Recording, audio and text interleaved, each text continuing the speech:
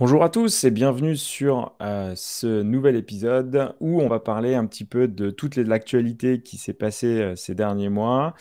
Comme toujours, de toute façon, c'est toujours très riche dans la mesure où on fait du dev sur du web et le web évolue beaucoup tout le temps. Il y a eu plein de conférences qui se sont mis en place. Je pense avec la fin du Covid et tout ça, toutes les conférences ont reprise. Et donc, on a beaucoup d'informations. Et donc, on va passer un petit peu en revue les points intéressants qui sont sortis ces dernières semaines. Et comme toujours, on va faire ça avec Patrick. Salut Patrick. Salut à tous. Alors, on va attaquer peut-être directement avec les grosses informations des majors, peut-être. Il y a Angular qui sort en version 14.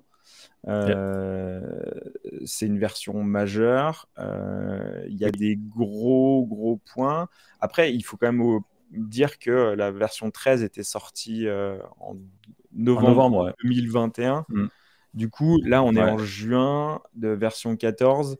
Est-ce que c'est un petit step ou pas Non, tant? Angular, ils ont l'air d'être à peu près tous les 6 mois sur une version majeure, en fait. Alors après, perso, je suis pas un spécialiste d'Angular, donc j'ai essayé de lire un petit peu les nouveautés d'Angular. Alors, j'ai essayé de pas dire trop de bêtises. Donc, a priori, il y a des nouveaux systèmes de components standalone qui sont des composants, en fait, comment dire, qui sont indépendants, en fait, autonomes, pardon. Donc, on peut faire des composants sans module, puisqu'apparemment, normalement, il faut faire des modules pour pouvoir sortir un component. En fait, c'est des systèmes de modules. Et là, tu peux faire un component qui marche tout seul, ou tu peux importer directement des choses dedans. Donc, c'est une grosse nouveauté. Ça permet d'être. C'est pas encore stable, mais ça permet de faire des components un peu plus simples dans ton application Angular. Donc il y a ça. Il y a pas mal de nouveautés, mais les principales, c'est ça, les standalone components, le type form. Donc apparemment, par défaut, les systèmes de formulaire deviennent typés stricts, en fait. Donc maintenant, tu seras obligé d'avoir, quand tu utilises le form group, tout ça, le form control, c'est le typage, il est strict par défaut. Voilà. Donc ils ont rajouté un nouveau. Angular est Hmm. basé, tu es obligé d'utiliser TypeScript, non? Ouais, TypeScript, ouais, t'es obligé. C'est déjà super typé, mais là encore pour les valeurs, ça va être encore plus typé. Donc ça D'accord. permettra, ils disent, d'avoir vraiment les types d'informations qui soient bien conformes à ce qu'on veut, tout ça, machin. Voilà. Ça prend en charge TypeScript 4.7, qui est sorti il n'y a pas longtemps. Et en target, en fait, il sera en ES 2020. Donc ça permet de faire une compilation avec du code un petit peu plus petit, puisque il y a moins de compilation, moins de polyfill, tout ça. Donc c'est pas mal. On a des applications plus légères. Et puis, ils sont en train de tester aussi un système de build. Alors, c'est encore expérimental, qui est basé sur ESBuild et qui va se compiler en module ESM, quoi, ECMAScript, donc pur module. Voilà, c'est encore en expérimental, donc normalement, il faut mettre un petit flag pour compiler avec ça, quoi. Voilà, et après, il y a plein de nouveautés, mais on mettra le lien de l'article qui résume toutes les nouveautés, tout ça, d'Angular pour les gens qui sont très intéressés sur Angular. ESBuild, quand même, on le voit de plus en plus, Ouais, il est en train de croquer un peu tout, quoi. C'est devenu un outil ouais, ouais. qu'on Ouais, retrouve un s'impose, peu ouais. partout, quoi. Ouais, carrément. Clairement. Et c'est la fin d'Atom. Atom, enfin moi, je sais pas Tu toi, mais utilises, toi, encore Atom ou pas? non, ça fait bien longtemps que je l'ai pas utilisé. Par contre, ouais, j'ai utilisé Sublime, j'ai eu ma période Sublime, Ouais. Sublime Text. Après, je suis passé sur Atom, j'étais complètement dingue, Bah, c'était trop bien. J'étais un ayatollah de Atom et j'ai mis du temps à passer sur VS Code mais qu'est-ce qui et t'a fait puis passer sur VS Code? Rappelle-toi. Rappelle-toi. je me rappelle pas. Est-ce Pour le que, coup, est-ce que Atom te faisait chauffer l'ordinateur à l'époque? oui, c'est vrai, Non, on a exact. tous basculé. En fait, Atom, c'est sorti en 2011 et c'est vrai que c'était enfin, pour les utilisateurs de Mac et de Windows, hein, mais on n'avait pas trop le choix à l'époque en fait d'IDE. En fait, on avait Sublime, on avait deux trois trucs, mais c'était pas génial. Et puis des fois c'était payant, machin. Et Atom est arrivé, c'était gratuit et en plus voilà, tu pouvais l'utiliser facilement. C'était le même entre Windows et Mac, etc. C'était super en fait. Et c'était basé sur le système de comment ça s'appelle Electron. Electron, ouais. C'était basé sur Electron. Electron, tout ça. Sauf que Atom, il chauffait pas mal, en fait. Il demandait beaucoup de ressources à l'ordi. Et bizarrement, en fait, VS Code est sorti après. Et Microsoft, ils ont réussi à faire un truc, en fait, qui chauffait moins, en fait, qui était plus efficace. Je sais pas comment ils ont réussi à le faire, mais sur la même techno, et pourtant, ça marchait mieux. Calculé sur VS Code, et voilà. Et Et aujourd'hui, aujourd'hui, Atom, bah, c'est la fin. C'était porté par GitHub, je crois. ouais, c'est GitHub. De toute façon, c'est GitHub qui avait fait tout ça. Heureusement qu'il est arrivé, puisque ça fait évoluer tous nos IDE. Mais bon, le C'est la 15 fin. décembre, c'est annoncé. C'est la fin, le 15 Merci. décembre 2022. Merci Atom pour Au ton revoir, aide. au revoir, au revoir, Atome. C'est terminé. Mais ce qui est intéressant, tu vois, c'est ce que tu disais, il était basé sur Electron. Ouais. Et en fait, aujourd'hui, enfin, en tout cas, il y a quelques jours, est sortie Ah, la transition. la version 1 de Tori. Oui. Et en fait, Tori, ça se veut un peu le digne successeur d'Electron qui, alors pour ceux qui ne connaissent pas Tori, c'est du développement web. Par contre, on va exporter sur Rust. des plateformes natives, quoi. Donc, c'est Ouais. vraiment l'équivalent que ce que pouvait proposer Electron. Electron, ouais. Euh, Par Electron, c'était contre, basé sur Node, hein. C'est ça la grosse différence, en fait, alors que avec Tori. Tori est basé sur... Ça a l'air de fonctionner avec du Rust. Alors, j'ai pas encore exploré. Alors, normalement, petite annonce, je dois faire un crash test sur YouTube prochainement, là, certainement dans la semaine, où je vais essayer d'installer Tori, de voir un peu comment ça marche, tout ça. Pour l'instant, j'ai pas exploré, donc je sais pas exactement comment ça marche, mais c'est basé sur Rust et ça va permettre de faire des applications desktop. Même ils disent cross-platform. Je sais pas exactement comment ça va fonctionner, mais bon. Version 1 vient de sortir, donc on va tester ça, quoi.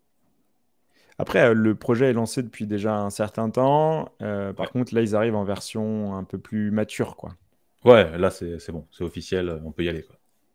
Et donc, intéressant. Je pense que c'est un projet qui doit être super sympa à regarder et même à Hmm. tester, crash tester pour voir ce qu'on peut faire avec. Et ça, Hmm. Carrément. c'est plutôt intéressant. Et qui sait, Excellent. peut-être que VS Code va basculer sur Tori après.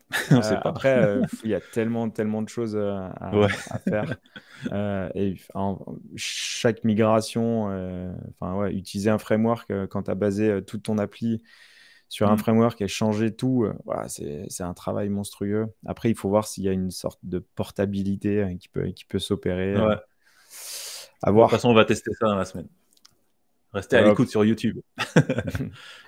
Nous, nouvel type de série qui double crash, où en fait on va crash tester des applis, des librairies sur des Ouais. formats vidéo qui pour le coup ne seront que sur YouTube. Donc vous pouvez nous suivre sur YouTube si ce n'est pas déjà fait. Parfait. Cypress, parce que on sait que les tests, c'est important.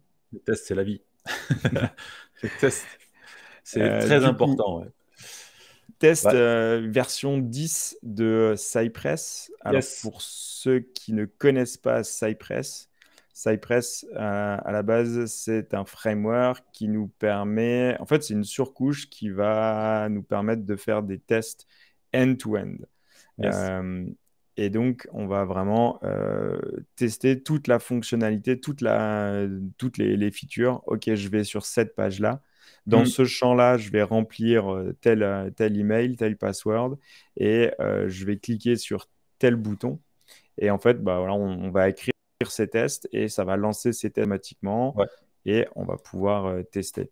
C'est vraiment end-to-end parce qu'en en fait, on va avoir tout le scope. On peut même tester Ouais. les requêtes, attendre les requêtes. Ce qu'il faut bien expliquer en test end-to-end et surtout avec Cypress, en fait, c'est que tu as vraiment ton application qui s'affiche et tu as un truc qui se passe, il va aller remplir un champ, etc. C'est vraiment, on teste l'interface, ce que ça fait, ce que ça répond, on peut tester les formulaires, etc. Si le formulaire enregistre bien, etc. C'est vraiment Donc, on ça. vient Et vraiment simuler le comportement on utilisateur, simule quoi. un utilisateur qui va tester un formulaire, qui va se loguer, qui va faire quoi enfin voilà, changer, se balader dans le site, etc. Et ce qui est vraiment pratique avec Cypress. Alors Cypress, il y a deux modes. Soit tu peux les écrire à la mano, quoi, tes tests, en disant tu vas remplir tel champ, machin, tout ça. Soit tu peux aussi utiliser un système avec la souris pour qu'il crée lui-même le script. En fait, il enregistre et puis donc c'est vraiment top, quoi. Il y a une version payante et puis il y a une version que tu peux héberger toi-même. Enfin voilà, c'est hyper bien fait. C'est hyper bien fait et les tests sont très faciles Ouais. à écrire. Après, il y a des best practices à mettre en place, de mettre des éléments spécifiques pour ne pas jouer avec les ID ou les classes.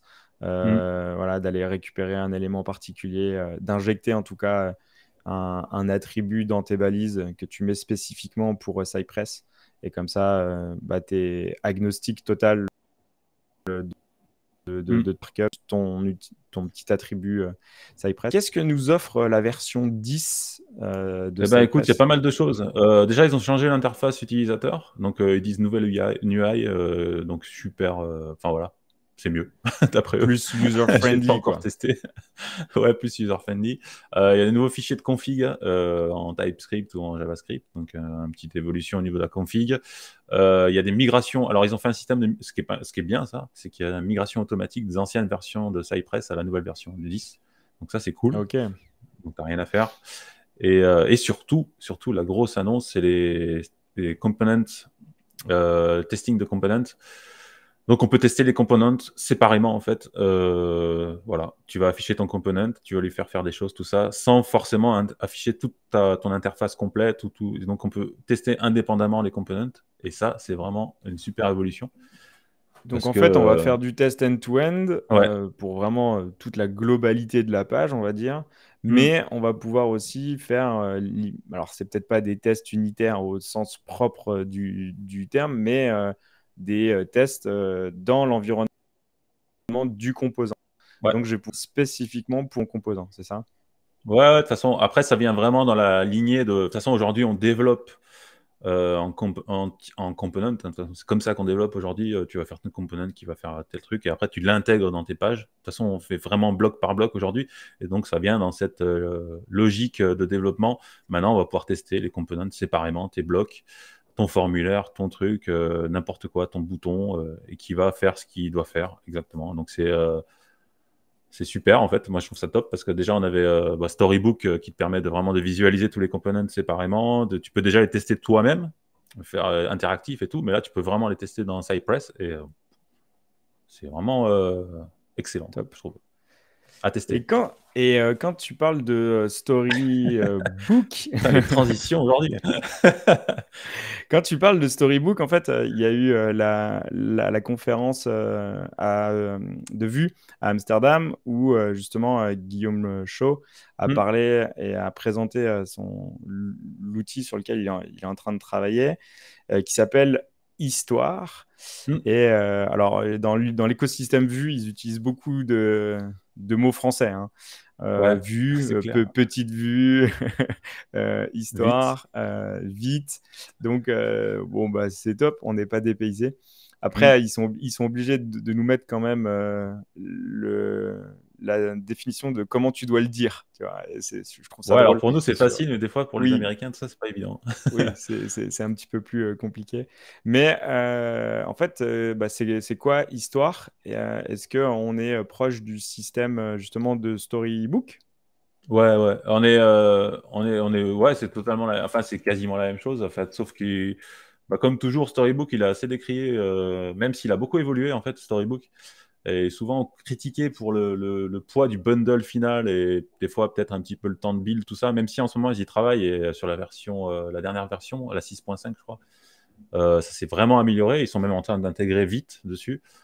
Mais tu as toujours voilà, des projets, des side projects qui ressemblent à Storybook et qui essaient de faire la même chose. Et souvent, ils sont un petit peu mieux, tout ça. Donc, ça fait quand même avancer le schmilblick et ça pousse Storybook à faire mieux. Mais là, voilà, Histoire, c'est un truc qui est très adapté, voilà, qui intègre vite, etc. et qui est très adapté pour Vue et qui a l'air plutôt pas mal. Donc, c'est encore assez récent, mais Moi, je l'ai pas testé perso, mais ça me semble prometteur. Et Guillaume Bien Chaud, sûr. il est bien connu pour faire des bons projets, donc je pense que ça doit être sympa. On lui doit beaucoup de choses, c'est clair, Ouais, ouais.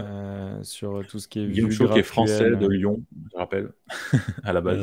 Et donc, super projet qui rejoint dans ce qu'on disait tout à l'heure sur justement où on vient écrire toutes les stories, on vient tester les composants, on vient tout Ouais, centraliser, on vient développer chaque ouais, bloc. voilà.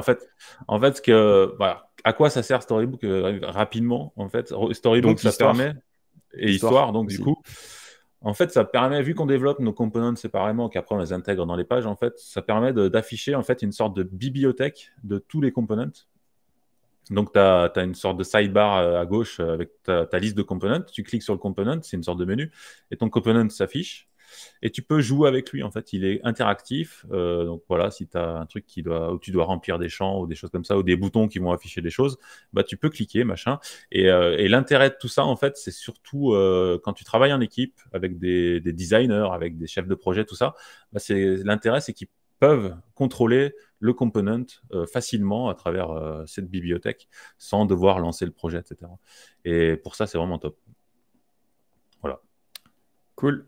Mm. Un projet à suivre hyper. Ouais, histoire, un projet à suivre. Ouais. C'est bien, il y a tout un écosystème qui se met en place autour de Vue avec des projets assez robustes. Il y a vraiment un écosystème qui permet vraiment aux développeurs spécialisés en Vue de faire des bonnes choses, quoi. Cool. Mm. Et quand tu parles de Vue, justement, il y a la version Vue 3 qui est sortie. Yes. Alors, Ça, c'est toi qui vas en parler, ça. et en fait, ils continuent quand même à faire une évolution sur la version 2.7, donc la version 2 qui continue en fait à évoluer. Alors, elle est sortie en bêta. Il y a hier, on est le 20 juin. Euh, et donc, ce qui est plutôt pas mal, c'est qu'on va retrouver pas mal de fonctionnalités qui sont propres en fait à la version 3. Je Mm. pense à la composition API, je pense à l'attribut setup en fait qu'on va injecter directement dans la balise script pour ceux qui font du Vue, qui va nous permettre d'être un petit peu plus concis et vraiment d'utiliser toute la puissance de Mm. la composition API avec les composables, les use machin qu'on retrouve souvent qui viennent un peu de React et qui sont aujourd'hui adoptés aussi dans l'écosystème Vue. Après, moi, je suis un gros fan de CSS vbind là. En Mm. fait, on va pouvoir binder le CSS et c'est vrai qu'aujourd'hui, on était obligé de faire un peu des trucs pas toujours pas très esthétiques à lire en tout cas. Et là, le fait de pouvoir injecter des variables dans notre CSS, Ouais. dans la partie script de notre composant.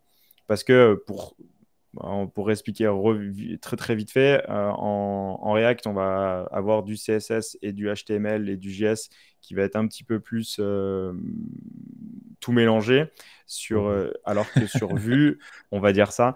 Tu vois, je suis super calme et gentil quand je Attention. dis ça. Alors que dans Vue, on va vraiment avoir trois parties distinctes, la partie template, la partie script et la partie style. Mm. Ce qui amène vraiment une séparation. Par contre, passer du template au script, ça passait plutôt bien.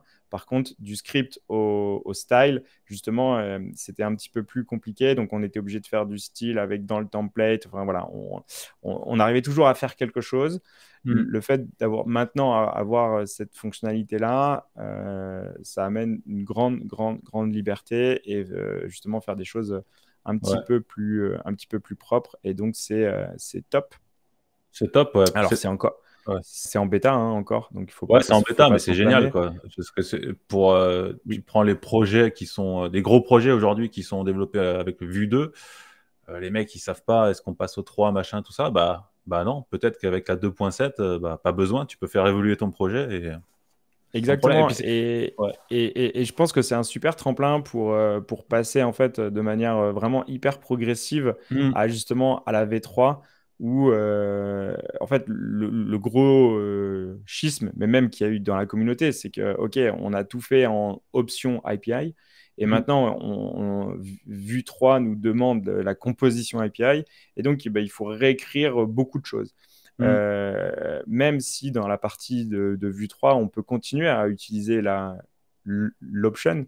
Ouais. Par contre, bah oui, sur des vieux projets, on peut faire une migration progressive, quoi. Donc, ça me paraît plutôt intéressant. Non, c'est Et, génial. Ouais. euh, et donc, c'est plutôt pas mal Ouais. ce qui nous permet d'utiliser les nouvelles fonctionnalités. C'est super Et de voir que la 2 est maintenue. Ça donne, voilà, ça donne encore confiance pour les projets qui sont en 2. Et puis surtout, je pense à un truc tout bête, mais tu vois, tu as des devs qui bossent sur la 3, par exemple, en ce moment. Et puis tu dois revenir sur un projet en vue 2, tu vois. Et ça te fait bizarre, en fait. D'un coup, tu dois régresser en quelque ouais, sorte. Donc si tu arrives à refaire un petit peu la composition API, tout ça, sur la version 2.7, tu vas pouvoir faire. Tu auras moins de choc quand tu vas passer ouais, d'un projet à l'autre, en fait. C'est pas mal. ouais, bien sûr, carrément. Ouais, Carrément. Et de toute façon, c'est toujours appréciable pour l'expérience développeur. ouais, c'est cool. L'expérience développeur, Ah, tu nous fais on une parle de transition encore. Fastify, on va parler de Fastify DX, la développeur expérience. Est-ce que tu peux nous parler justement de Fastify DX Ouais, for alors React? ouais, en fait, Fastify DX, en fait, c'est un adapteur. Alors, toi, tu connais très bien Fastify parce que tu l'utilises. Donc, c'est un adapteur, en fait, qui se met sur Fastify. Donc, Fastify, qui est un serveur Node du type, enfin, équivalent, pas dire de bêtises, mais c'est pas vraiment équivalent, mais Express ou des choses comme ça, pour faire un petit peu savoir à quoi ça Non, sert. c'est le successeur Ouais, voilà, d'Express. Arrêtez ça n'a rien d'utiliser à voir, Express, mais utilisez Fastify. Voilà, c'est dit. Fastify, c'est ultra rapide. Enfin, voilà, il n'y a pas d'équivalent avec Express, mais ça fait. C'est un serveur, ouais, un serveur Node. Voilà. C'est Donc, ouais, Fastify, c'est top, utilisez-le. Et donc, c'est basé sur des plugins et des adaptateurs, machin, que tu utilises, voilà, que tu rajoutes sur Fastify. Et donc, il y a un adaptateur pour faire du rendu serveur de React, donc qui fonctionne un peu comme Next, tout ça. Donc, il va te rendre ton application sur le serveur qui va te la renvoyer. Et voilà, c'est assez récent encore. Le truc, c'est que c'est hyper light, en fait. Je crois que c'est moins d'un kilo-octet, je crois, le core. C'est vraiment très, très petit. Et après, tu fais ton application classique. Il y a un exemple hein, sur la doc. Et voilà. qu'on mettra en commentaire. Donc, pour faire des serveurs Fastify qui renvoient de la web app React, ça peut être pas mal à suivre, quoi. Et donc, ça, par contre, ça vient en frontal direct avec Next, on est d'accord? Bah, à voir, parce que bon, voilà, ils utilisent des outils PostCSS, UnoCSS, Valtio là pour tout ce qui est SSR et tout, mais à voir. Parce que Next, c'est quand même, comme Next, il y a un écosystème quand même qui est vraiment complet. Donc à voir s'il y a l'équivalent. Mais après, ça dépend du projet aussi. Peut-être sur un projet où tu n'as peut-être pas besoin d'énormément de fonctionnalités, bah, ça peut faire l'affaire en fait. Et surtout, Ok. c'est hyper light et puis et Fastify est très rapide, donc ça peut vraiment être pas mal. Après, est-ce que ça serait pas pour des projets qui ont plus une grosse dominance back, mais qui ont besoin d'un petit peu de front? Est-ce que là, ça serait pas intéressant? Je m'explique si c'est pas assez Ouais. clair. En fait, Next, ok, Next ou Nuxt, si 90% de ton appli métier, c'est du back-end, est-ce que c'est intéressant de passer sur des frameworks comme ça? En- en- Bah, euh, ouais, t'as raison. Oui, oui, oui, effectivement. tu vois, en fait, pour moi, j'ai l'impression, hein, mais peut-être que je peux me tromper, En fait, ça. et dites-le nous en commentaire et envoyez-nous des emails en disant on n'est pas d'accord. Mais Next et Nuxt sont avant tout des projets front sur lesquels on va pouvoir greffer des serveurs, mais des serveurs ou du rendu serveur, mais ça reste des projets front. Hmm. Alors que Fastify, c'est un framework back-end. Donc, néanmoins, parfois, on peut avoir besoin d'avoir quelque chose à afficher.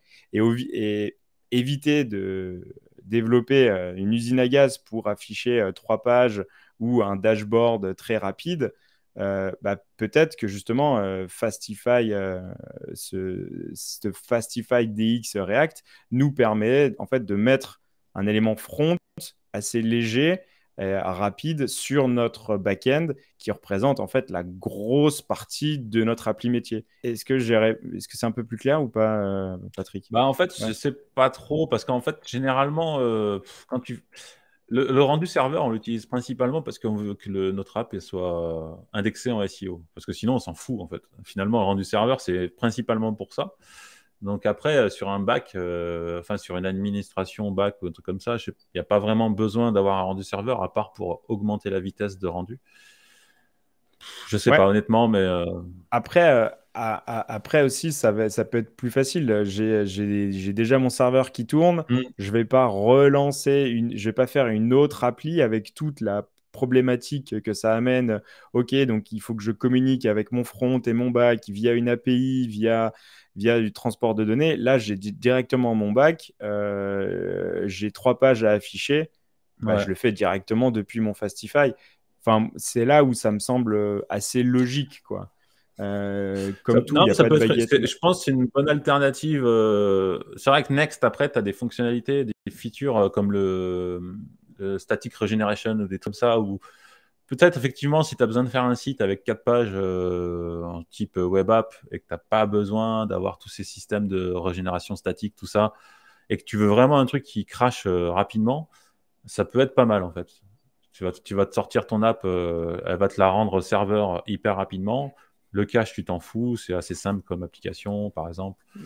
Ouais, Je pense que ça peut être pas après, je mal. pense que c'est comme tout. Il n'y a pas d'outil baguette magique. Je pense Non. qu'il faut Après, bien définir le scope du projet. mm, Mais moi, ce que c'est surtout, ok, c'est ton projet, il est avant tout back. Je vais faire du calcul de rendu, je vais faire la génération Enfin, ton projet, il est avant tout mm, back-end et tu as besoin d'afficher des choses. Bon, tu vas pas recréer une autre appli à côté. Tu vas le faire directement depuis Fastify avec ton rendu oui. et Ouais, basta, ouais. quoi. Si tu fais une Et c'est API là où ça me Fastify, tu peux paraît. rajouter ton interface. Oui, c'est sûr, tu Ouais. peux rajouter ton interface directement dans ton app.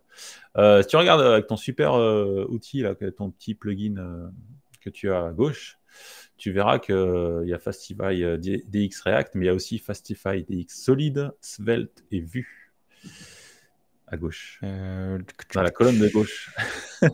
Ah oui, ok. Alors, c'est une petite extension pour ceux Ouais. qui ne voient pas sur YouTube. En fait, c'est une extension qu'on installe sur VS Code qui nous permet en fait d'avoir un menu sur notre gauche de GitHub et dans les projets dans lesquels on navigue, on a une navigation verticale. Ça s'appelle Octotree et je vous invite fortement à l'utiliser parce que c'est vraiment bien. Et donc, le Fastify DX React, mais il y a la même chose pour Solid, il y a la même chose pour Svelte. Je pense Svelte, il serait. Ah, ok, Pas je pense encore fait. Hein. que. Pas encore fait. Ok. Un peu vide pour Bon. l'instant. Et, Il faut avoir Vue. et Ah, Vue, il y a quelque chose. Vue, c'est en place. Ouais. Ok. Donc, il Ce qui existe pour nous. Vue, pour React pour l'instant, et la suite arrive. Donc, tu vois, Ok. Excellent, excellent. pas mal. Donc, framework, enfin front-end agnostique, comme on Ouais, de dit. plus en plus. Parfait, parfait. Yes. Allez, comme on parle de framework, on va parler d'un nouveau framework. Alors, allez, on est parti dans la hype du nouveau framework. Next Generation Framework. Par contre, lui, il est basé sur Deno. Deno. Mm. Donc qui est une grosse partie de l'équipe de Node a créé ce nouveau rendu serveur, Mm. ce nouveau runtime. Et donc, qu'est-ce qu'amène ce nouveau framework Fresh? Ouais. Faut rappeler que Deno, en fait, c'est du rendu serveur JavaScript, mais en fait, si tu veux, ça remplace Node. Hein. Ouais, faut bien. Voilà. On n'est pas comme Fastify où qui est un système de serveur pour Node. Là, on est Ok. carrément, ça Oui, oui, oui, remplace oui, Node. Hein. oui, oui. C'est une runtime, en fait, JavaScript, C'est une qui permet en substitution. Oui, plus oui. de substitution et qui permet en plus d'utiliser des TypeScript directement. et qui le compile à la volée et puis qui va le faire fonctionner sur ton serveur. Donc c'est pas mal. Et donc c'est un mec de la core team de Deno qui a lancé ce framework, ce web framework, qui est encore en mode bêta. Enfin, on doit pouvoir quand même l'utiliser, je pense. Et il y a pas mal de features qui sont intéressants. Et donc le just-in-time rendering qui est pas mal. On the Edge, alors ça on en parlera. Alors, c'est le just-in-time rendering. C'est le rendu sur le edge, donc le edge computing. Attention, trigger, spoiler alert. On va faire un épisode sur le edge computing parce qu'on voit ça un petit peu popper partout et on va faire un épisode dessus pour répondre à la question, c'est quoi le edge computing? Pourquoi c'est intéressant? Et pourquoi en fait c'est mis en première liste, en fait en première position de la liste. Ok. Ouais. Alors, Ensuite, il y a c'est quoi ça, le Island Based Client bien. Hydratation? Alors, c'est le système de. Comment. En fait, c'est Astro qui avait lancé ça. C'est un système de. On appelle ça un système des deals, en fait. Comment ça fonctionne, en fait? C'est que. En fait, au lieu de cracher. Si tu prends Next ou Next, ils vont te renvoyer une web app complète. Donc, ta page, en fait, ça sera une web app avec du Vue, du React, ce que tu veux. Et en fait, le système de deal, d'Island, en fait, c'est différent. C'est qu'en fait, il va te renvoyer une page HTML. Et en fait, le seul élément qui doit être interactif, c'est là où ça sera un élément JavaScript voilà, qui sera hydraté, etc. Et donc, ça permet en fait d'hydrater uniquement ce qui a besoin d'être hydraté, ce qui va être interactif, et tout le reste, le contenu qui est statique, bah, il reste statique, il reste en HTML classique. Et ce qui permet d'avoir un chargement extrêmement rapide de la page, puisqu'il n'y a pas besoin d'hydratation, il n'y a pas cette étape d'hydratation de toute la page. Ok, et c'est pour ça qu'en bas, ils disent, enfin, sur la ligne du bas, Ouais, zéro runtime overload. Donc, en fait, ils n'envoient pas de JavaScript par à défaut. part Mm. sur ces espèces de En fait, composants qui ont c'est besoin exact. Ouais. de cette réhydratation. C'est exactement le même système qu'Astro et petit à petit, ils s'y mettent un peu tous. Et il y a d'ailleurs même Eleventy, je crois, qui sont en train de travailler dessus. En fait, par défaut, il n'y a pas de JavaScript. En fait, il va te renvoyer du HTML. Et si éventuellement tu as un élément qui est interactif, on prend toujours l'exemple du formulaire ou des choses comme ça, et ben c'est à ce moment-là qu'il va aller l'hydrater avec du JavaScript et le faire fonctionner. Et en plus, ce qui est très fort dans ces systèmes-là, alors je ne sais pas s'ils le font sur celui-là, mais sur Astro, ça marche, c'est qu'on peut faire une hydratation et donc un téléchargement des dépendances JavaScript au moment où le component est visible, en fait.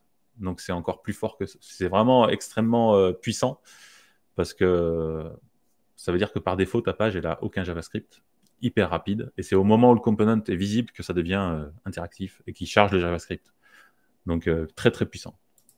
En fait, ils sont en train de prendre toutes les meilleures pratiques et le mec, il a fait un framework avec ça, quoi. Ok, excellent. Mm. Après, là, je vois, ça utilise Preact. Est-ce que Ouais. tu peux nous dire c'est quoi Preact? Alors Preact, c'est une librairie équivalente à React, mais qui est extrêmement légère. Et après, la syntaxe est très proche de React. Il y a quelques différences, mais dans l'ensemble, c'est pareil. Il y a du JSX, pareil. Et pourquoi c'est hyper light? En fait, tout simplement parce que Preact, ils ont fait le choix d'être rendu uniquement sur le web. Ce qui fait, alors que React, il est utilisable dans plein de cas de figure, que ça peut être sur mobile, sur une télé, etc. Ce qu'il faut savoir, c'est que dans React, en fait, ils ont synthétisé en fait tous les événements. Le on-click, par exemple, c'est pas le on-click de la page web, c'est un on-click qui est dans React et qui va appeler en fonction de la plateforme où il est. Et tout ça, C'est ça une fait. une sorte de proxy, on pourrait Ouais, dire. c'est ça en fait. En fait, voilà, il y a des events qui sont vraiment propres à React. C'est pas les events naturels de la page web en fait. C'est pas C'est ton pas les éléments document. natifs. Ok. Ouais, c'est pas les. Et donc ils ont fait tous ces systèmes d'événements, ils les ont fait pour que ça s'adapte aux différentes plateformes. Et tout ça, ça fait que React, bah, forcément, il est un petit peu plus lourd. Et Preact, en fait, bah, eux, par contre, ils utilisent des systèmes natifs quoi, par défaut, en fait, puisqu'il fait que du web. Donc, ce qui fait qu'il est hyper light. Et Preact est vraiment très, très, très, très léger de base. Et pour ça, il est assez puissant. Quoi. Et après, tout est très proche de React. Hein. Au niveau écriture, tout ça, c'est vraiment. Si vous avez des projets uniquement web, souvent, Preact, regardez-le parce qu'il est pas mal, il fonctionne très bien et il est hyper léger en plus. Tu vois, Ok. on voit un exemple, on voit bien du JSX, tout ça, c'est tout pareil en fait. Ok, Hmm. parfait. Donc, Fresh, qui est Fresh, ouais. le framework basé sur Dino. Ok, Qui prend TypeScript par défaut aussi. d'accord. Voilà. Ok. Ouais, il faudra tester, il Ouais, faudra il semble pas tester mal, hein. Hmm. tout ça. Ouais. On continue un peu dans l'histoire des frameworks. Redwood 2.0, ils ont Yes. sorti la première version il y a pas longtemps. On en avait parlé. Et ben Et justement. ok, alors Donc, pourquoi ils passent déjà à la 2? et ben justement, alors c'est très intéressant. J'ai lu l'article hier. C'est super intéressant. Tom Prester Werner, il a fait un article. Alors déjà, j'ai appris que c'était lui qui avait créé la version sémantique des logiciels. Je ne savais pas du tout. C'est la version Ah, sémantique en le trois. 1 majeur, 2 mineur, 3 bug fix. Ouais, c'est ça, voilà. Et il y a même un quatrième apparemment. Et il explique dans l'article là. Il y a un Ok. quatrième chiffre qui peut être utilisé si tu veux, mais bon, personne n'utilise. En fait, je savais pas que c'était lui. Voilà, il explique qu'il y a 10 ans, ils se sont assis, ils ont écrit voilà, le sémantique version qui aujourd'hui est utilisé partout en fait. Et par contre, voilà, après, il revient dessus et il dit le problème, c'est qu'aujourd'hui, les gens ont peur de faire des versions majeures quand ils sont sur un logiciel enfin, ou un framework ou n'importe. Parce que souvent, les versions majeures, il y a des break-in change. Et Ouais. souvent, ils doivent s'expliquer de pourquoi ils font ci, pourquoi ils font ça, et, etc., etc. Et en fait, les versions majeures, tu vois, ils deviennent sacrées, en fait. C'est-à-dire que les gens, les développeurs ont de plus en plus de réticence à sortir des versions majeures.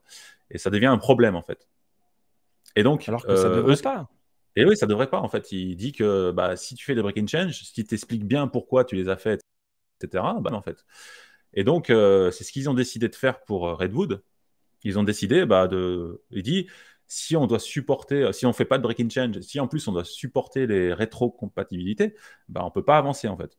Donc, c'est vraiment un problème. Donc, il assume complètement de faire des break-in change, etc. Et donc, il dit, pour que ça soit plus simple, en fait, puisque forcément, tu as beaucoup de break-in change, il dit que si tu fais une version majeure tous les ans, tu vas te retrouver avec beaucoup de break-in change, forcément d'un coup. Et donc, un développeur qui doit passer une application d'une version à une autre, ça lui fait beaucoup de travail.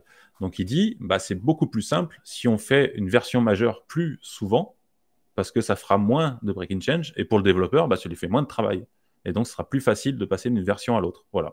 Donc Donc, en en fait, gros. il est en train de nous dire que dans notre inconscient Hmm. de développeurs, ce qu'on appelait des mineurs, en fait, lui, il est en train de les passer sur des majeurs, Ouais, ouais, à ils vont peu faire près des ça, majeurs régulièrement, assez rapidement, plus régulièrement.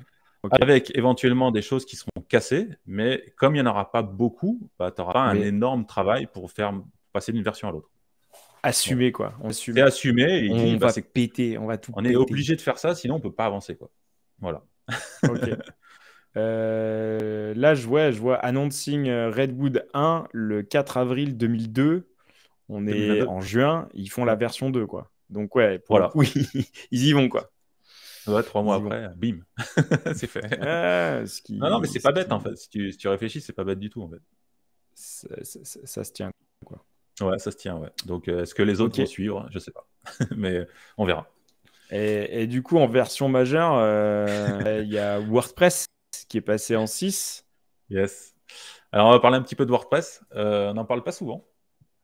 Et on fera peut-être un épisode spécial sur Gutenberg prochainement, pour en parler un peu plus.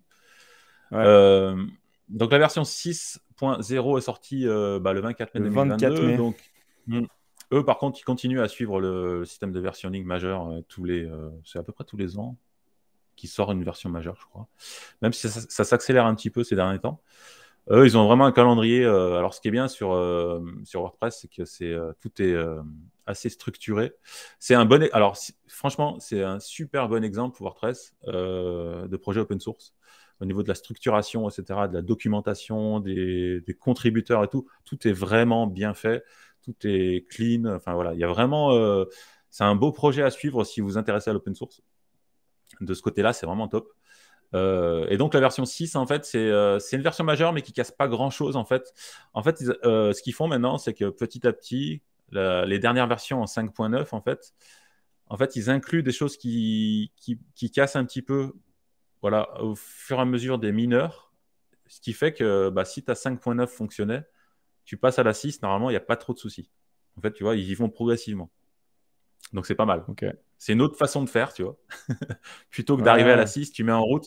Alors, parce que le problème, en fait, c'est que alors, le public de WordPress est majoritairement composé de personnes pas forcément techniques.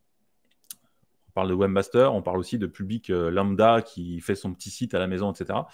Et en fait, si tu veux, si demain, tu as une personne qui a son site qui fonctionne, qui clique sur le bouton, parce que tu cliques sur un bouton pour mettre à jour sur WordPress, tu cliques sur le bouton et ça te met à jour sur la 6, et là, ça te pète tout, ça risque d'être problématique, en fait. Là, tu pleures. Là, tu pleures, et surtout si tu connais rien, et là, c'est « Au secours, sauvez-moi, mon site, il est cassé ». Et voilà. Donc, c'est pour ça qu'ils y vont un petit peu plus progressivement pour ce public-là, en fait.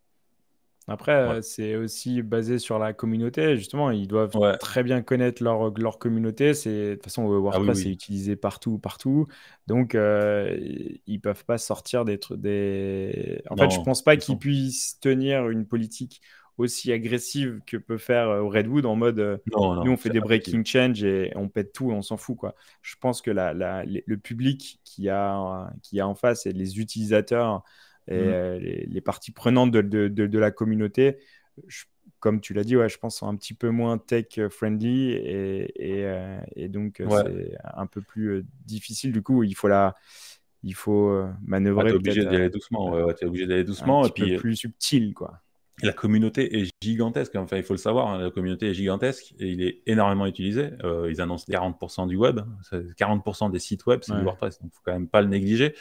Et puis, et en plus, ils ont une politique de rétro-compatibilité. Donc, ils vont très loin dans la rétro-compatibilité. Donc, souvent, ils prennent en charge et ils mettent à jour, si tu as des problèmes de sécurité, ils vont te mettre à jour les versions antérieures, en fait. Jusqu'à là. Alors là, ils vont réduire parce que ça leur fait trop de travail, mais ils vont descendre jusqu'à la 4.9, je crois, un truc comme ça. Donc, ça fait quand même des Ouais. années en arrière et ils vont te patcher, en fait, ces versions-là. Donc, il faut quand même se rendre compte du travail que ça donne. Bon, bref. La version 4.6. La version 6, pardon. Je sais plus où j'en suis. Euh, donc, il faut savoir que dans les dernières versions, la majorité des évolutions, elles concernent Gutenberg. En fait, Gutenberg est en train de devenir le corps de WordPress, en fait. C'est-à-dire, l'éditeur prend de plus en plus d'ampleur et devient principalement... En fait, le Gutenberg va devenir l'admin complète de WordPress, en fait, en gros. Qu'est-ce que c'est Gutenberg? C'est un système d'édition de pages et bientôt de sites directement dans ton navigateur, à l'image de ce qu'on peut voir. Tu prends des blocs, tu les mets sur ta page, machin, tu les déplaces, etc. Et C'est la donc, nouvelle version de Mm. What You See is What You Get. C'est exactement ça. Et en fait, ça va tout à fait dans le développement de components, de blocs, etc. Donc, ils sont partis là-dessus sur la version 5. Donc, ça fait quand même un moment qu'ils travaillent dessus. L'équipe de dev est excellente, franchement. Donc, tout est basé sur React. Et l'outil est vraiment bien fait. Et il évolue au fil des versions. Et franchement, moi, je suis bluffé par le travail de l'équipe de dev. Il est, Mais Patrick, il faut que tu nous fasses un épisode Ouais. Gutenberg, React, tout ça, pour que tu nous expliques toutes les subtilités, où Ah est-ce qu'on ouais, retrouve ouais. les ressources, tout ça, tout ça. Honnêtement, le truc est vraiment top. Et donc, bah, on fera un épisode spécial, je ne vais pas m'étendre là-dessus. Mais voilà, la version 6, en fait, c'est l'arrivée du full site editing, donc le FSE, comme on dit. Le full site editing, ça va permettre d'éditer complètement le site. Là, ce sera pas les pages, ce sera complètement le site. Donc, ton header, ta navigation, ton footer, tout ça. Donc, tu vas pouvoir monter ton site, en fait, comme ça. Comme on peut le faire dans certains CMS online qu'on utilise pour la Jamstack, en fait, où tu vas faire tes headers, machin, tout ça. Là, c'est un peu le même système. Et donc, petit à petit, c'est encore en version bêta, mais ça arrive. Et des features arrivent petit à petit. Et donc, c'est ça, c'est l'évolution du FSE. Les patterns, en fait, alors pour ceux qui font un petit peu de WordPress, on a des blocs dans le Gutenberg et on a aussi des patterns. Des patterns, c'est quoi? C'est comme un component que tu utiliserais dans ton application avec un titre, un texte, un bouton. Voilà. Ça, c'est un pattern. Et en fait, ils ont rendu encore plus puissants les systèmes de patterns où tu peux tout simplement faire un pattern dans un fichier, tu mets dans le dossier pattern de ton thème et il va les trouver automatiquement. Et à partir de là, tu peux l'utiliser dans Gutenberg. Il y a plein de choses comme ça qui sont rajoutées et aujourd'hui, ça devient vraiment un plaisir de développer avec. C'est hyper simple. Et il travaille aussi pour le full site editing sur un fichier qui s'appelle le theme.json où tu peux vraiment contrôler tous les blocs de Gutenberg, tout ça, via un fichier, lui définir les fonctionnalités, si la police, etc., si telle fonctionnalité, s'il peut être aligné à droite, à gauche. Patrick. Ouais, je vais trop loin. Tu maîtrises. Ouais, tu vas trop loin. Et en fait, c'est super intéressant. Ouais. Et moi, je pense vraiment que Ouais, il faut qu'on fasse un épisode. ça mériterait vraiment un épisode parce que, tu vois, à chaque fois qu'on discute entre nous, tu me le dis que WordPress a vachement évolué, que Oui. justement, le Gutenberg a amené une véritable révolution. Hmm. Et on est passé vraiment à autre chose, quoi. Et je pense que ça serait intéressant qu'on fasse un épisode là-dessus. Cool. Top, top, top. Bah écoute, je crois qu'on a fait un peu le tour des infos qu'on a. Alors, évidemment, il y en a beaucoup, beaucoup. Par contre, on a oublié une qui est monstrueuse. C'est la fin d'Internet Explorer. Ça y est! Ça y est! J'ai pas les cotillons et tout là. C'est fini, ça y est. Ouais, c'est officiel. C'est terminé. Donc ça par contre, c'est vraiment une super bonne nouvelle. On énorme. a pu à se fader ça. Bon, après, il y en a qui ont la chance de quelques... pas être... il y en a certains qui ont la chance de pas avoir eu à prendre en compte Explorer 11. Ça dépend en fait de ta cible, mais alors, par contre, quand tu as des clients business, des entreprises, des choses comme ça, il y avait souvent, on te disait, non, mais moi, j'ai des gens qui utilisent Explorer 11 dans l'entreprise, donc il faut que ça marche sur Explorer 11. Et là, puis, on a cette contrainte-là et on ne peut pas faire autrement parce qu'on ne peut pas passer sur autre chose. C'est la contrainte et tu joues avec. Et là, c'était polyfill sur polyfill, c'était vraiment la misère, quoi. Et bon. Donc ça va vraiment... Ouais, voilà, c'est fini. C'est fini. Microsoft ne supporte plus Explorer 11, c'est fini. Ceux qui l'utilisent, bah, tant pis pour vous.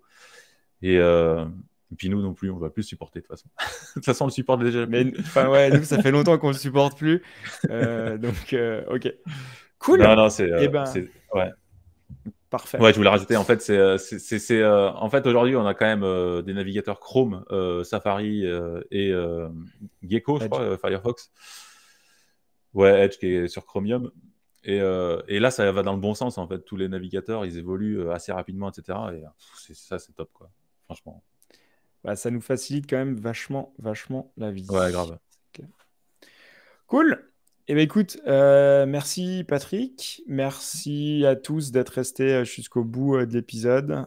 Pensez à discuter, à parler de double slash autour de vous, nous mettre des petits pouces, des petits commentaires. Et si vous voulez réagir, laissez-nous des commentaires. C'est quoi les prochains épisodes? Les prochains épisodes, il s'est passé beaucoup de choses. On a eu la Google.io, la WWDC, donc de chez Apple, la conférence des développeurs. Donc on va faire un épisode où on vient parler un peu, résumer tout ce qui s'est dit sur toutes les web API et toutes les nouvelles fonctionnalités. Donc ça, c'est un épisode qui arrive bientôt. Et puis... Et ouais, il faut qu'on parle du edge computing. Qu'est-ce que c'est? On a vu ça avec Fresh tout à l'heure, en mode c'est quoi le rendu sur le edge? C'est quoi? Donc, on va faire un épisode là-dessus. Très bien. Un grand merci à tous et à très très bientôt. Ciao, ciao. Ciao.